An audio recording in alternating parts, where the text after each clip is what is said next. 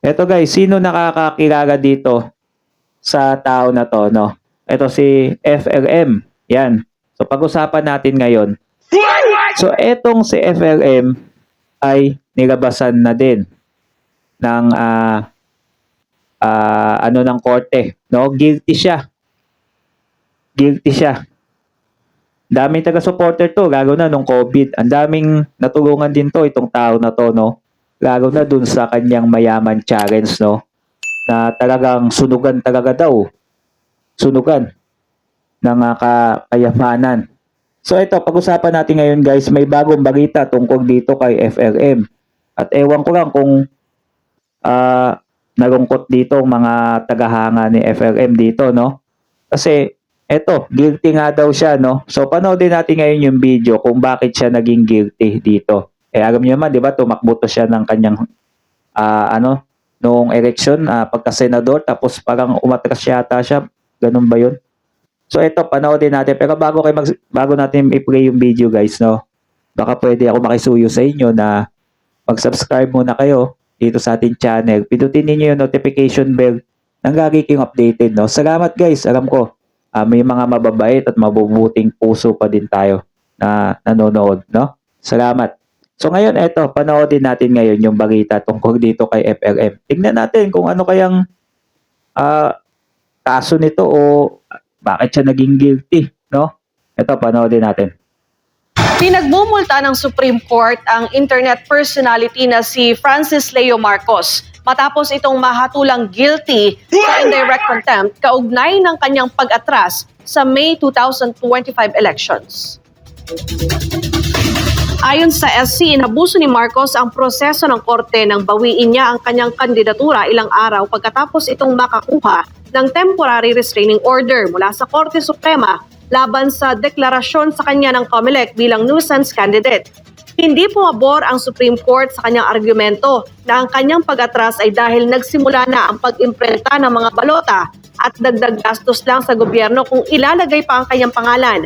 Sabi pa... ito pa ngayon yung sinabi niya noon na wala doon yung pangalan niya doon sa balota. Kaya umatras siya, di ba?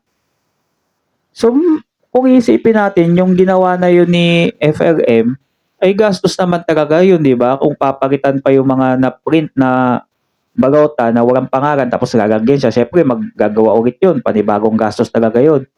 No? Ito, madaming natuwa dyan sa ginawa ni, ni FLM. Di ba? Kasi, yung pag-print ng balota, kasi mahal yan, malaking gastos, di ba? Dito pala siya nakitaan siya ng Supreme Court. Bakit kaya gano'n, no? Inabuso. Inabuso mo pala yung gano'n pag gano'n pala ginawa mo. Inaabuso mo yung Bakit kaya? Ano kaya sagot dito ni FLM, no? Ano kaya sagot niya dito sa nilabas na naging guilty siya, no? Sa tingin niyo? Ng Supreme Court, dapat ikonsidera muna ni Marcos ang mga mangyayari bago maghain ng petisyon o bawiin ang kandidatura ng makakuha ng TRO. Sa desisyon na sinulat ni Associate Justice Philomena Singh, inutusan nito si Marcos na magbayad ng 30,000 pesos na multa bilang kaparusahan sa indirect contempt. Ako po, 30,000, sisiw na sisiw lang yan. Namimigay nga yan ng libo-libo, yung 30,000 nga. 30,000 lang na multa. Kaya-kaya niya kahit times 10 pa, di ba? Ito si FLM, pumutok kasi to nung pandemic. Namigay yan ng mga bigas, truck na bigas.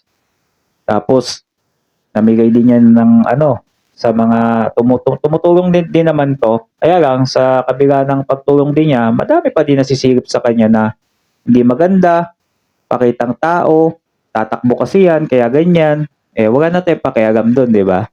Ang importante, may natulungan siya, no? So, sa FLM, hintayin natin kung ano kayo magiging sagot nito ni FLM, no? Sa kanyang So, abangan natin, guys, no? So, yun lang. So, kung nakabot kayo dito sa video natin, huwag niyong kalimutan mag-subscribe. Nagagi kayo updated sa susunod pa nating mga video.